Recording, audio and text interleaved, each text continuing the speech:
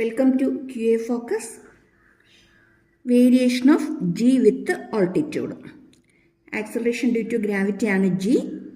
ആ Gയുടെ variation height കൂടുമ്പോഴും ഡെപ്തിലേക്ക് പോകുമ്പോഴും ജിയുടെ വാല്യൂ എങ്ങനെ വേരി ചെയ്യുന്നുള്ളതിൻ്റെ രണ്ട് ഡെറിവേഷൻ നമുക്ക് പഠിക്കാനുണ്ട്. 3 മാർക്ക് ക്വസ്റ്റ്യൻസ് ആണ്, സ്കിപ്പ് ചെയ്ത് കളയരുതും. എക്സാമിന് ചോദിക്കുന്നതാണ്. ഏറ്റവും ഇമ്പോർട്ടൻ്റ് ആയിട്ടുള്ള ഒരു ക്വസ്റ്റ്യൻ ആണ് variation of G with altitude and depth എന്ന് പറയുന്നത്. രണ്ടും രണ്ട് ഡെറിവേഷനാണ്, ഇമ്പോർട്ടൻ്റ് ആണ്, പഠിക്കാതിരിക്കരുത് കേട്ടോ. സാധാരണ എക്സാമിന് ചോദിക്കുന്നതാണ്, 3 മാർക്കാണ്. പിന്നെ ഇതിനെ ബേസ് ചെയ്തുള്ള 1 മാർക്ക് ക്വസ്റ്റ്യൻസും സാധാരണ എക്സാമിന് ചോദിച്ച് കാണാറുള്ളതാണ്. നോർമലി ജി എന്ന് പറയുന്നത് എന്തായിരുന്നു? ജി എന്ന് പറയുന്നത് ആക്സലറേഷൻ ഡ്യൂ ടു ഗ്രാവിറ്റി ആണ്. അതിൻ്റെ വാല്യൂ എന്ന് പറയുന്നത് 9.8 മീറ്റർ പെർ സെക്കൻഡ് സ്ക്വയർ ആണ്. അതായത് എർത്തിൻ്റെ സർഫസിലേക്ക് വീഴുന്ന ഒരു ഓബ്ജക്റ്റിൻ്റെ ആക്സലറേഷനെയാണ് എന്ത് പറയുന്നത്? ആക്സലറേഷൻ ഡ്യൂ ടു ഗ്രാവിറ്റി എന്ന് പറയുന്നത്. ഫ്രീ ഫോൾ ചെയ്യുന്ന ഒരു ഒബ്ജക്റ്റിൻ്റെ ആക്സലറേഷനാണ്. അതിൻ്റെ പുറത്ത് വേറെ ഫോഴ്സുകളൊന്നും ആക്ട് ചെയ്യുന്നില്ല. എർത്തിൻ്റെ ഗ്രാവിറ്റേഷണൽ ഫോഴ്സ് കൊണ്ട് മാത്രം ആ ഒബ്ജക്റ്റ് താഴേക്ക് വീണുകൊണ്ടിരിക്കുകയാണെങ്കിൽ അതിൻ്റെ ആക്സലറേഷനെയാണ് ആക്സലറേഷൻ ഡ്യൂ ടു ഗ്രാവിറ്റി എന്ന് പറയുന്നത്. എർത്തിൻ്റെ സർഫസിൽ ഒരു മാസ് ഉണ്ട്, ഒരു ഹൈറ്റിൽ, കുറച്ച് ഹൈറ്റിലായിട്ട് ഒരു ഓബ്ജക്റ്റ് ഇരിപ്പുണ്ട്. അതിങ്ങനെ താഴത്തോട്ട് ഇങ്ങനെ ഫ്രീ ഫോൾ ചെയ്തുകൊണ്ടിരിക്കുകയാണ്. അതിൻ്റെ മാസ് എം ആണ്. എർത്തിൻ്റെ മാസ് ക്യാപിറ്റൽ എം ആണ്. എർത്തിൻ്റെ റേഡിയസ് ആർ ആണ്. അങ്ങനെയാണെങ്കിൽ യൂണിവേഴ്സൽ ലോ ഓഫ് ഗ്രാവിറ്റേഷൻ വെച്ചിട്ട് force F is equal to G into M by R square ആണ്. ഇനി ഈ ഓബ്ജക്റ്റിൻ്റെ പുറത്ത് ഗ്രാവിറ്റേഷൻ ഫോഴ്സ് കാരണം, എർത്തിൻ്റെ ഗ്രാവിറ്റി കാരണം, അല്ലെങ്കിൽ ഇതിൻ്റെ പുറത്ത് ആക്ട് ചെയ്യുന്ന ഫോഴ്സ് എന്ന് പറയുന്നത്, ഇതിൻ്റെ വെയിറ്റ് എന്ന് പറയുന്നത് എം ജി ആയിരിക്കും. അങ്ങനെയാണ് ഇത് രണ്ടും കൂടെ നമുക്ക് ഇക്വേറ്റ് ചെയ്യാം. M G equal to G M by R square. M ഒക്കെ കട്ടാവും, ബാക്കി എന്ത് കിട്ടും? G equal to G M by R square. ഇതാണ് ജിയുടെ expression.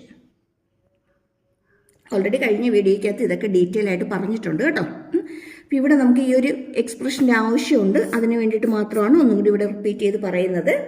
Last വീഡിയോയ്ക്കകത്ത് universal law of ഗ്രാവിറ്റേഷനും ജിയുടെ വാല്യൂ ഫൈൻഡ് ഔട്ട് ചെയ്യുന്നതും അതുപോലെ തന്നെ Kepler's law, then escape velocity, അതൊക്കെ തന്നെ ഡീറ്റെയിൽ ആയിട്ട് പറഞ്ഞിട്ടുണ്ട്. ഓക്കെ, അപ്പോൾ ഇവിടെ നമുക്കിനി ജിയുടെ വേരിയേഷനാണ് നമുക്ക് നോക്കേണ്ടത്. അതിനായിട്ട് നമ്മൾ എർത്ത് കൺസിഡർ ചെയ്യുന്നു. എർത്തിൻ്റെ മാസ് ക്യാപിറ്റൽ എം ആണ്.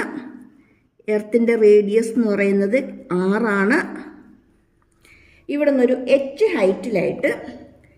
ഹൈറ്റിലായിട്ട് ഒരു ഓബ്ജക്റ്റിനെ നമ്മൾ അസ്യൂം ചെയ്യുന്നു. ആ ഓബ്ജക്റ്റിൻ്റെ മാസ് എം ആണ്, ഹൈറ്റ് എച്ചിലാണ്. ഓക്കെ, അപ്പോൾ നമുക്കത് എങ്ങനെ എഴുതി തുടങ്ങാം? Let a body of mass m be at a height of h above the surface of earth.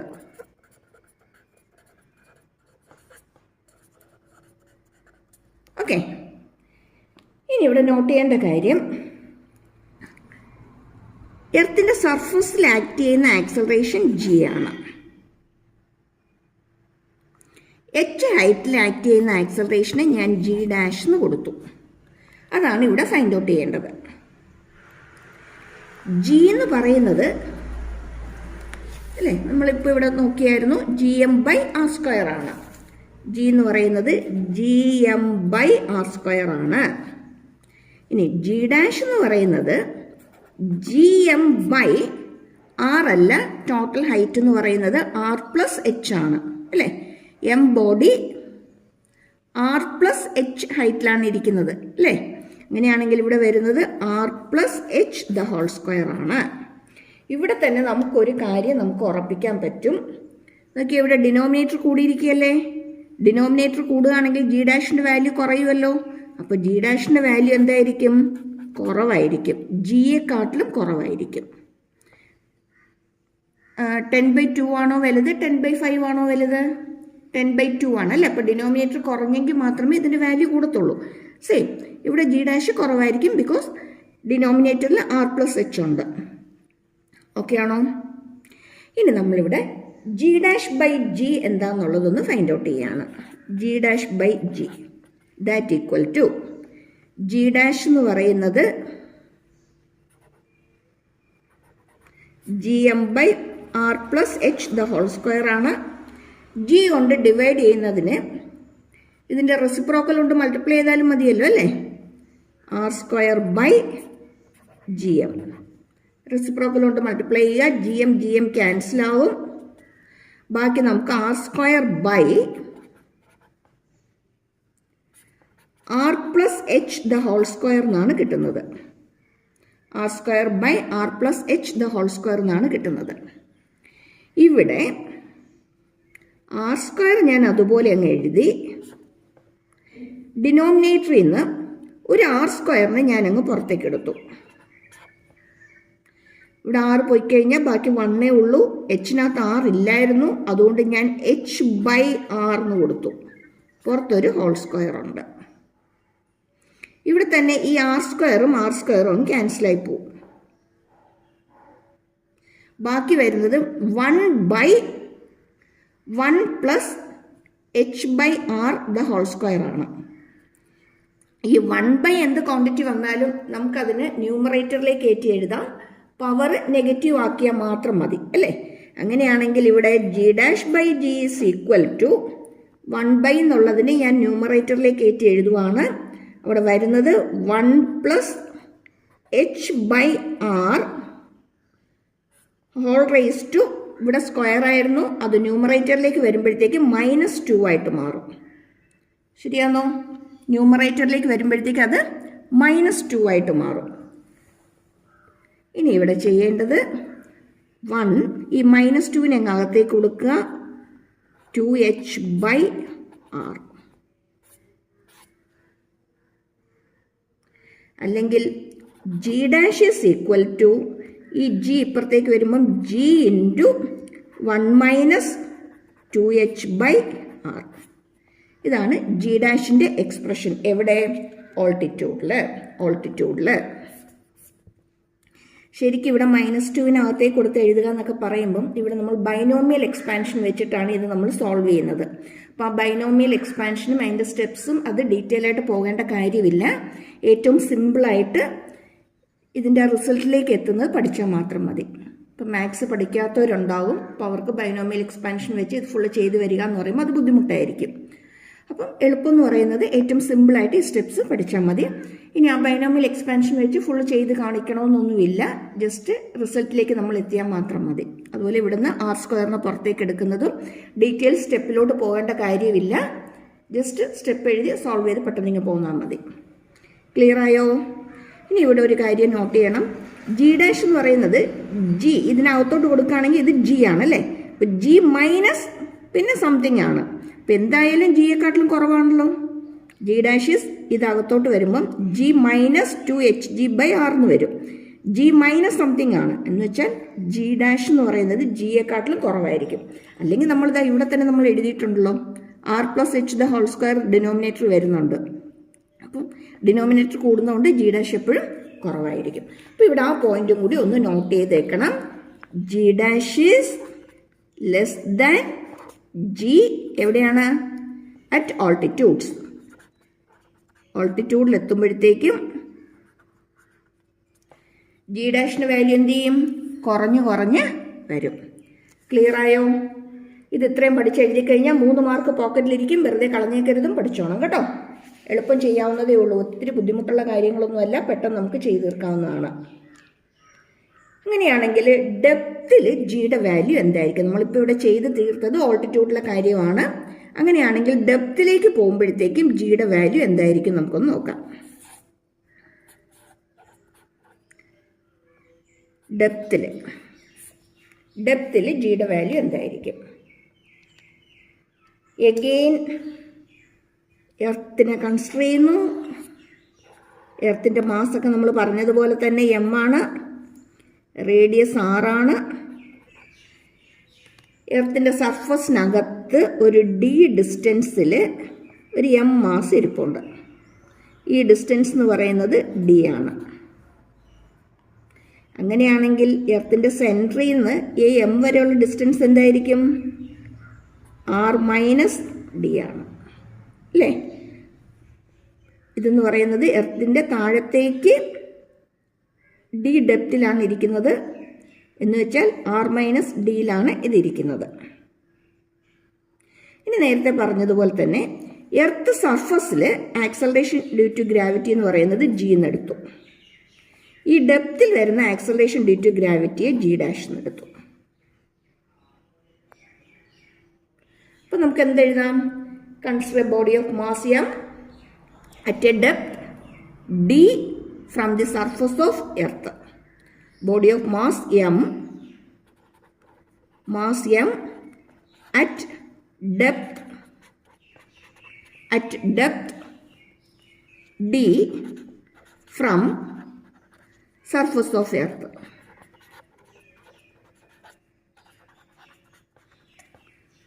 Clear? D from surface of earth. Mass m at a depth d from the surface of earth. Clear? ഇനി ഇവിടെ നേരത്തെ പറഞ്ഞതുപോലെ തന്നെ g എന്ന് പറയുന്നത് gm/r² തന്നെയായിരിക്കും, ഒരു മാറ്റവും ഇല്ല. ഇനി ഒരു കാര്യം ചോദിച്ചോട്ടെ, മാസ് എന്ന് പറയുന്നത് വോളിയം ഇൻറ്റു ഡെൻസിറ്റി ആണോ? വോളിയം ഇൻറ്റു ഡെൻസിറ്റി ആണോ? ഈ റോ എന്ന് പറയുന്നത് എർത്തിൻ്റെ ഡെൻസിറ്റി ആണെങ്കിൽ, എർത്ത് ഡെൻസിറ്റി ആണെങ്കിൽ എനിക്ക് എമ്മിന് പകരം v ഇൻറ്റു റോ എന്ന് കൊടുക്കാം. ഇനി വോളിയം എന്ന് പറയുന്നത് എർത്ത് സ്പിയർ ആയതുകൊണ്ട് തന്നെ 4/3 πr³ കൊടുക്കാം, ഇൻറ്റു റോ എന്ന് വരും. ശരിയാണോ? 4/3 πr³ ഇൻറ്റു റോ എന്ന് എഴുതാം. ഇതിനെ ഇങ്ങോട്ട് സബ്സ്റ്റിറ്റ്യൂട്ട് ചെയ്യുകയാണ്. അങ്ങനെയാണെങ്കിൽ ഇവിടെ വരുന്നത് g അതുപോലെ തന്നെ raw 4/3 πr³ by r². r²ഉം r³ cancel ചെയ്ത് പോകും. ബാക്കി നമുക്ക് എന്ത് കിട്ടും? g റോ 4/3 πr എന്ന് വരും. ശരിയാണോ? അങ്ങനെയാണെങ്കിൽ g' എന്ന് പറയുന്നത് നമുക്ക് പെട്ടെന്ന് എഴുതാം. g റോ 4/3 π, ആറിന് പകരം ആര് വരുമെന്ന് മാത്രം? r മൈനസ് ഡി വരുമെന്ന് മാത്രം. ആറിന് പകരം r മൈനസ് ഡി വരുമെന്ന് മാത്രം. ഇവിടെ നോക്കിക്കേ, ഈ രണ്ട് ഇക്വേഷൻ ഇവിടെ ഒന്ന് കമ്പയർ ചെയ്ത് നോക്കിക്കേ. ഇവിടെ എന്ന് പറയുമ്പോൾ ആറാണ് വന്നിരിക്കുന്നത്, ഇവിടെ വന്നിരിക്കുന്നത് r മൈനസ് ഡി ആണ്. എന്ന് വെച്ചാൽ വാല്യൂ കുറഞ്ഞില്ലേ? വാല്യൂ കുറഞ്ഞെങ്കിൽ ഉറപ്പായിട്ടും g' വാല്യൂ എന്ത് തന്നെയായിരിക്കും? കുറവ് തന്നെയായിരിക്കും അല്ലേ? ഇവിടെ തന്നെ നമുക്കത് ഉറപ്പിക്കാവുന്നതേ ഉള്ളൂ. ഇനി ഞാൻ g'/g ഫൈൻഡ് ഔട്ട് ചെയ്യുകയാണ്. g എന്ന് പറയുന്നത് 0 4/3 π r ആയിരുന്നു. ഇതെല്ലാം ക്യാൻസലായി പോവും. ബാക്കി വരുന്നത് r minus D by r ആണ് അല്ലേ? Equal to r minus D by r. ഇവിടെ നേരത്തെ ചെയ്തതുപോലെ തന്നെ ഒരു ആറിനെ ഞാൻ പുറത്തേക്ക് എടുക്കുന്നു. 1 മൈനസ് ഡി ബൈ r എന്ന് വരും. ശരിയാണോ? 1 മൈനസ് ഡി ബൈ r എന്ന് വരും. ബൈ r ഉണ്ട്, ആറും കട്ടായിപ്പോയി.